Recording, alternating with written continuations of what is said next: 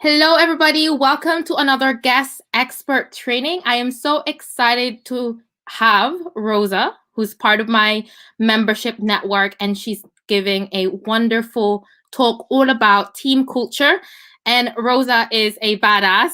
she works in the police, and I'm so excited to have another powerhouse in the house. So I'm gonna jump off and I'm gonna give it to Rosa. See you later, Pauline, everyone. thank you, Pauline, for that great introduction. I'll try to honor that badass and show up for her and for you. Thank you for having me. My background is in law enforcement. For the most part, I'm a supervisor in the field, and I get to impact culture inside of my workplace in such a way that I am influential up the chain of command to my leaders and my management, as well as to the new generation that we have been onboarding. And I've learned a ton over the past few years in that role. And I've realized that some of the issues that we face in law enforcement are very similar to some of the issues that are being faced in the other parts of the workforce. And I've got a specific, my heart goes out for toxic workplaces, because I don't think anyone sets out to have a toxic workplace. So it's a wonder why they even exist. But I think we've all been there. And there's a difference between those lulls that happen where you're just kind of disgruntled, maybe not disgruntled, you're just burnt out. You're burnt out. And it requires a little bit of some inner work, and then you're back in the game. And those are the personal level issues. But we cannot ignore the fact that culture does impact the experience of people who come to work in that workplace. We hire amazing people. We take the time to say, who needs to be part of this team, who needs to be part of our organization. And we take our time to interview people, and people show up and connect with us, and they want to be part of the team. And we go get through this whole exciting process. And somehow there's probably a bursted bubble along the way where everything you thought that this thing was supposed to be is disappointing. And it's a culture issue, and it's really hard to diagnose, because everyone wants to be the professional who is responsible for their own well-being, for showing up as a professional. And I think as leaders, we do well to reach for potential in our people, in our teams. But culture becomes an issue, and it's kind of a muggy area. And really, it just comes down to me, culture is, what is the temperature in which I work, right? If I'm in Southern California right now, I'm experiencing amazing culture. I mean, but maybe if I'm in more harsher climates, and it's raining and you're having to shovel snow still in the spring, the culture is a little different for you. So I'm going to use the analogy of temperature to gauge what culture is. And I can go out in shorts and a t-shirt right now and still have a great workout or a great walk outside. But if you are in more harsh climates, you can't just show up and with little planning and thrive. You need a coat. You need a lot of protection. You need to really work up the courage to even step outside in some cases. You need to go clean ice off your windshield, right? There's so much preparation that needs to happen just to take a walk outside.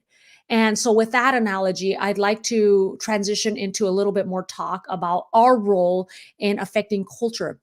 And everyone has a role in affecting culture, but no one's role is more important than the leader. The leader, the owner, the CEO, whatever you want to call yourself. If you're the person at the top of the organization chart, culture needs to be a priority for you, because you get to set the temperature for your organization. And if you haven't made an intentional investment into the culture that you want to have, and you're not seeking that Southern California weather that all of us that live here enjoy, um, you're not going to just get it by accident. And if you're not investing into it, it's not just going to miraculously appear for you. And you want to provide that for your people, because you want them to really thrive. Again, not that preparing isn't good, but they should be able to come to work and just really deliver it. There's something to be said about a swell in the ocean that brings all the boats up, right? There's something to be said about that force multiplier that just enhances performance for the team, that enhances interpersonal relationships between people, that enhances bonds between people, that causes teams to be resilient during disruption. I've faced disruption in my industry. I'm telling you, I've been there. And when we have high performing teams that are connected and bonded, and we have really healthy culture, we can overcome those things. And so I'd like to talk today about 5 things that as a leader, you need to be communicating with your team in order to invest into that healthy culture. And these are 5 things that also contribute to healthy team dynamics, that contribute to healthy people in your workplace. And that's where you foster that healthy culture that you are seeking. And the first thing you need to do, number one, is get clear on your own vision. And I talked a little bit about how we onboard people and we share with them the vision for the organization. We expect them in an oral interview to understand what we do in our organization and to reply back to us if they've even read our vision, if they're aware of what we do. And in an oral interview, they should be able to say, "Yeah, I know that the vision of A, B, and C company is A, B, and C, or X, Y, and Z, and here's how I personally align with X, Y, and Z, and that's why I'm so excited to work here. Please give me the job." We do that then in the onboarding process, but it kind of falls through the cracks in a lot of cases, moving down the line. And it doesn't need to. It shouldn't. If you're doing your job, you are reminding people of the bigger impact that they're making every day with their work. You are reminding people that together we are really transforming a certain place in the marketplace, or we are really investing and collaborating with other organizations to make them better, to have a bigger impact. And so they need to understand the value of what they bring in their small piece of the pie that they get to come and do inside of your organization. They need to understand that. And it doesn't just happen at onboarding. We need to keep remind them of that because fulfillment and job satisfaction is important. We need to curb some of that burnout by having conversations and reminding people. Again, it may sound repetitive, but it is not repetitive because when someone is feeling burnt out, that's the moment when they need to go, okay, I don't even need someone to tell me because I've heard it so much. This is why we're in business. This is why I come to work and do what I do because I'm impacting this particular area and it speaks directly to the vision. And obviously, I won't go into the vision or the values and the core beliefs. Those are all important and they need to be part of that because it affects decision making. Actually, I will go into it. I'll say it this way: when decision making from the top uh, is happening in situations where there's no wrong answer. Like if somebody asks me for a little bit of extra time, "Hey, Rosa, I really need you to do A, B, and C for me. I could really use your help." And I know that one of my core values, for me personally, it's one of my core values for leadership is love. If I'm not operating from a place of love, I know that I probably am not making the right decision. So it helps me to say in that scenario of you need my time, it helps me to say, "Hey, from a place of love, no, I can't do that right now because to be quite honest with you, my bandwidth isn't there and I probably wouldn't be giving you the attention that you're seeking. Now is not a good time, so I'm going to say no and maybe reschedule or offer some alternative that might help you." Or if I'm from a place of love, I might see that my schedule is totally constrained, but I am going to go ahead and say yes because I feel that I can add value here and this is necessary.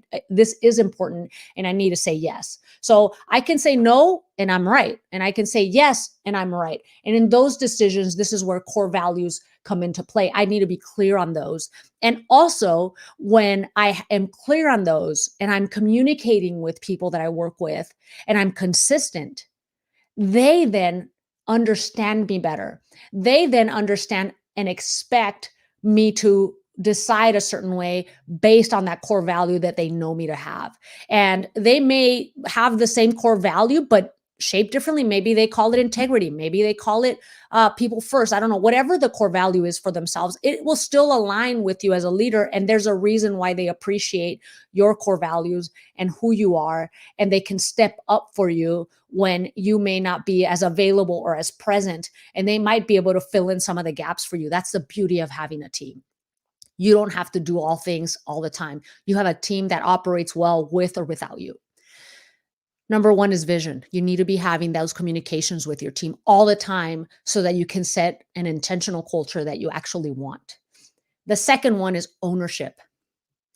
Uh, what are the roles and responsibilities of each of the people in your team? Do they know at any given point what it is that is their wheelhouse. What is the thing that they get to own? They have complete autonomy over. They get to take risks with it. They get to be innovative with it. They get to make it whatever you want. I give them the task, or I give them the piece of the pie and say, this is the end result that I need from you, and you get to kind of walk it out and figure out. I'm trusting that you have the expertise that is needed. Where you may be lacking, I want to be able to support you. I want to be able to have that higher level overview of the big picture for you, so that you can thrive in your position and know that if you're headed deviating from the path of what's needed, or if you're somehow not effective, that I can recognize early. I'm overseeing as your leader. I'm paying attention to what you're doing, and you can kind of put your head down and crank it out. But you know that someone's paying attention to the big picture and has your back if you should start to stray, and not in a bad way, just in the way of you're not seeing everything. Somebody's got the big picture, so I can support you as a leader in your role, give you complete autonomy, but there's safety there because you know that I'm paying attention and I'm going to pull you back when I need to pull you back. I'm going to help you to reassess. I'm going to be available to be a sounding board for you where it's needed, but I'm also giving you the autonomy to really flourish and really be creative and really support the good work that you do. And is that person clear on what it is that I've handed to them for them to take ownership of it? Complete ownership. They get to own the consequences of their decisions. They get to own the consequences of bad decisions and good decisions. But we together are going to, as a team, do any type of cleanup that might be needed if it's a bad decision. We're going to step up and support you. You're not out on your own. And that's part of a culture, right? That's part of being part of a bigger picture of a culture that can be psychologically safe, where you can express opinions, you can be dissenting, you can have healthy conflict. People aren't just sitting around going, yes, yes, yes, groupthink, groupthink. They are able to look out for one another and say, hey, Rosa, I see that you're doing A, B, and C. Did you notice that this is causing a backup over here? Or did you notice that you're outpacing the rest of us and we need to catch up before we can move forward? Maybe you need to slow down for us a little bit. Stuff like that. Having your fingers on the pulse, but knowing that everyone knows the ownership of their piece of the pie. So that's number two. Number one is vision.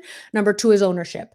The third one is trust. I kind of spoke to this a little bit when I talked about psychological safety. People need to work with consistent people. We need to encourage relationships with people. We need to be able to slow down and just talk about, not be about work all the time, not be about produce, produce, produce. There has to be a place for, Rosa, I notice that you've been burning the candle at both ends for the past 2 weeks. I think it's time for you to get a day off, or maybe take a light day today and really just, I know that this project has been consuming your time. Maybe take a break from it and step back and go do something else, go to a training, or do something that is a little bit more restful for your body and can recharge your batteries, so that when you come back to pick up this project again, you have a new perspective and you have a fresh approach, and you're not totally burnt out and having these unrealistic expectations of yourself. Are we paying attention to those things? Because people respond well when you're noticing their needs, their personal needs. They're able to trust you. They're able to develop a connection with you that might not be present when you ignore that. And people like to be seen, heard, and understood. And when you pay attention to those human needs and develop the trust that is needed in relationships, these are relationships with people. You're dealing with people. If and when you're sensing conflict or turmoil or tension, you're speaking up. You're saying, hey, I'm noticing A, B, and C. Am I way off? Am I okay? And if this isn't part of your culture yet, you might be met with the response like everything's fine. It's the first time they've heard it. But if you consistently say, hey, I noticed this, can we talk about it?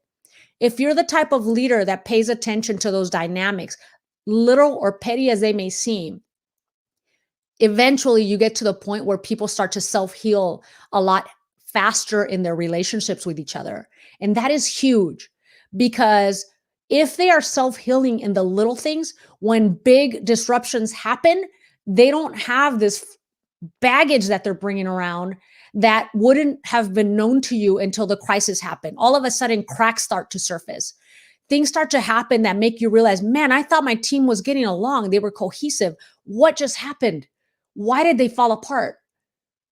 It's because we weren't investing into those little things. It's because we weren't making it a priority to invest in those small tensions that are happening inside of our team, those dynamics that as a CEO, you get to say, listen, guys, I noticed this. Let's address it. The tasks can wait for a minute. This is important. I need you to be able to relate well. I need you to be able to work through things. It is completely normal to have tensions. The 4 phases of team formation are forming, storming, norming, and performing. Forming, you put your players in place, you form the team. Storming, people have to work out through some differences because they're all different. They kind of start to challenge each other and they're high performers. You would hope that's the case. They're not going to be the same. They're going to do things very differently from each other. And because of that, there's a little bit of storming. So they're starting to go, I mean, I don't like how this person's doing that. Or they're little things, but you need to be okay with those seasons. And you need to be present to make sure that things get worked out. And people don't just say, I just need to do my job and disconnect and start to work in a silo. They don't start to do dysfunctional responses to things that you could very easily solve if you just take the time to get along. So storming is a big one. Norming happens if storming is done correctly. Again, storming is, you have to kind of bring stuff out into the surface. Norming is when you start to decide, this is what my team's climate is. This is what the temperature is for this team. And that way everybody understands it feels different today. Maybe I need to stop and address something because I know my norms now. We've established the norming. And then performing, that's where the high performance happens. Everybody loves that. But you got to work at it. You need to have the last 3 stages in order to get to performing. You can't skip any of the stages. If you want your team to perform, take the time to invest in that. So number 3 is trust, safety. That's the outcome of building trust is safety. You've developed a resilient team. So number 1, vision. Number 2, develop or establish clear ownership, roles and responsibilities with your team.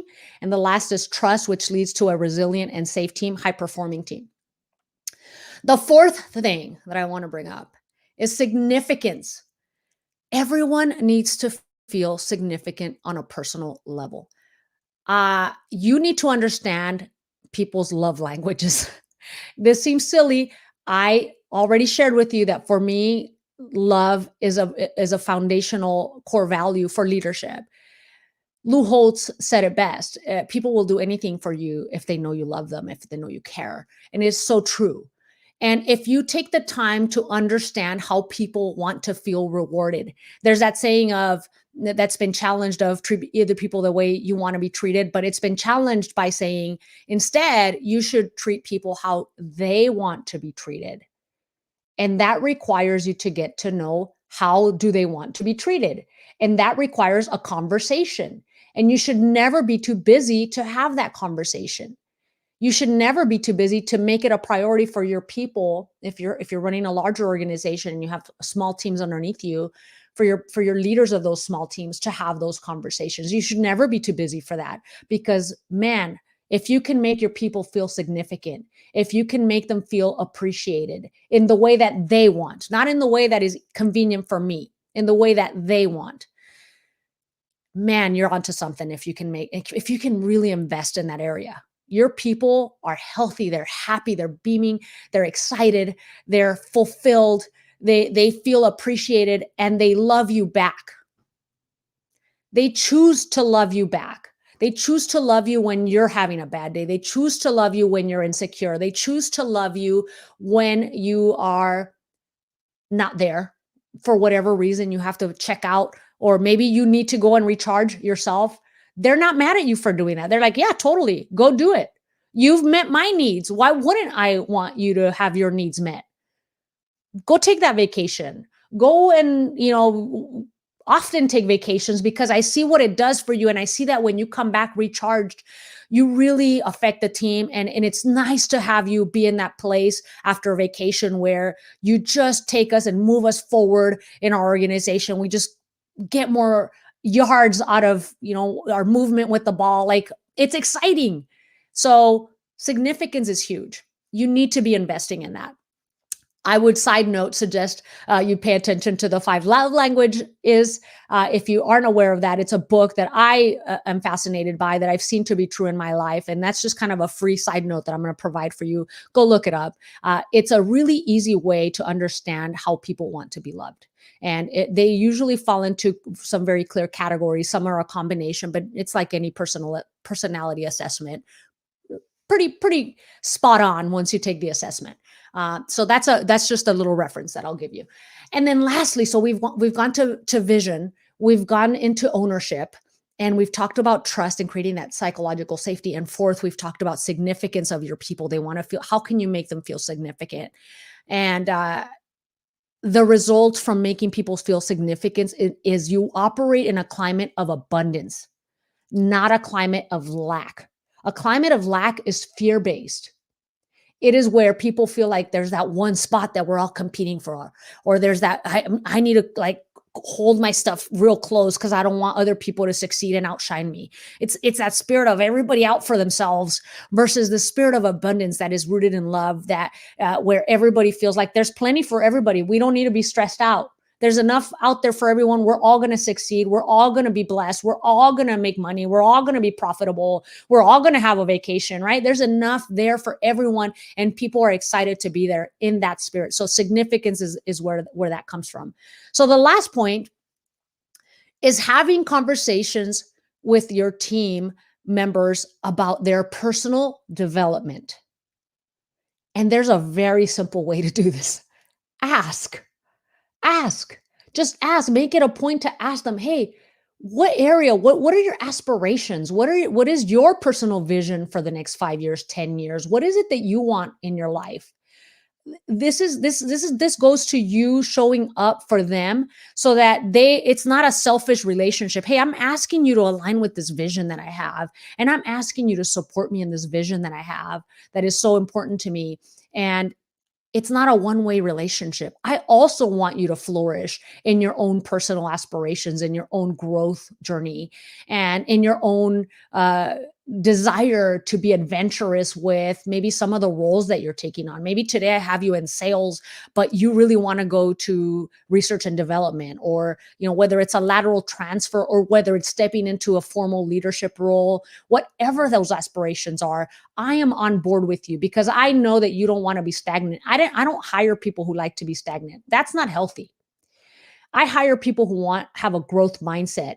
And because of that, I need to acknowledge that I want to help you in that growth. I want to be part of that. Why wouldn't I invest in your growth? Right? If I hire a 21-year-old, and I see this in my workforce, right? We probably don't know. There's no requirement in the workforce that says I need to be talking about personal financial responsibility. But how many of us come to work stressed out because we mismanage our money? And how does that affect how I show up in the workplace? Or maybe my family dynamics are a little rocky and I've been neglecting my family. And how does that affect me when I'm on the verge of a divorce, right? When I show up, or just basic personal growth stuff. These are things we should consider important enough for us to talk about. Why not? Who says that's not okay? Oh, that's not my job. It's a professional relationship. I'm really feel safe in this professional relationship. No, talk to your people. They're people. And you need to see the whole person, and you need to be willing to invest in whatever it is that is important to them. So if their priority is their family, if their priority is a hobby that they have, whatever their priority is, be supportive of that priority and give them a little wiggle room so that they understand that you are fully on board and supportive of their personal growth. And you start by just ask that question, make it a point, make it a habit to set up those opportunities to ask and to hear from them. And if that is your culture, then people will freely talk about these things. And that self-healing, self-led thing starts to manifest itself because you have made it a priority to have these conversations. So in conclusion, these are the 5 things. All right. We're going to conclude with this. These are the 5 things that you need to be communicating with your team about in order to create a thriving culture in your workplace. The first one is vision, which is supported by core values. The second one is roles and responsibilities that people get to have ownership of and get to thrive in. The third one is trust, which creates a sense of safety and resilience. And the fourth one is significance. Significance creates a culture of abundance where people are not so competitive that they are out trying to outshine each other. They are instead collaborative. Not that competition is bad. It's okay to be competitive. If I'm in a high performing team, of course I want to show up on game day and crush the opponent. Of course I do. That's good competition, but it comes from a cohesive team, not from a team that is fractured and competing against itself. That's the difference. So you want to create a culture of abundance where your team is working collaboratively with each other to perform at a high level. And disruptions and opponents that are maybe outwitting us temporarily are not going to keep us down. We're going to then step up to the plate as a team and overcome that opponent. The last thing is asking about personal growth, asking the team about personal growth. These are one-on-one conversations. You can have it in a team setting, but this is the thing that needs to be happening. These communications need to exist in your culture in order to ensure that your team is performing at a high level, that you can scale when you need to scale, that you can your team is not surprised by what's happening day after day. They're not feeling like one day we're doing one thing and there's a lot of instability. There's a very constant growth that is happening for your team, and it is filled with resiliency. It is filled with being self-led, meaning I can be there or not be there as the CEO, and my team is going to function the same way with or without me. And that's in essence succession planning, right? And so you want that self-led team. You want that resilient team that can self-heal, that can self-direct, that can really innovate for you. You want that. Create the culture that is going to give you that result. And that's what I have for today. I'm going to go ahead and invite Pauline to step up. I love it. Thank you so much. I love all of that. I was taking notes. I was like, this is all great information. My audience is gonna soak it up. So I've got one question for you, and it's something that I think a lot of my established agency CEO clients struggle with. And that's, what if there's someone who, and they work with a lot of contractors, of course, not employees. So there's a little bit of difference in that relationship. But totally. what would you say, how do you handle underperformance? Or especially with a contractor, right? I think a lot of people, even if you're brand new and they're hiring their first virtual assistant, or they're established and hiring a marketing director, what would be your advice on how to deal with the underperforming team member?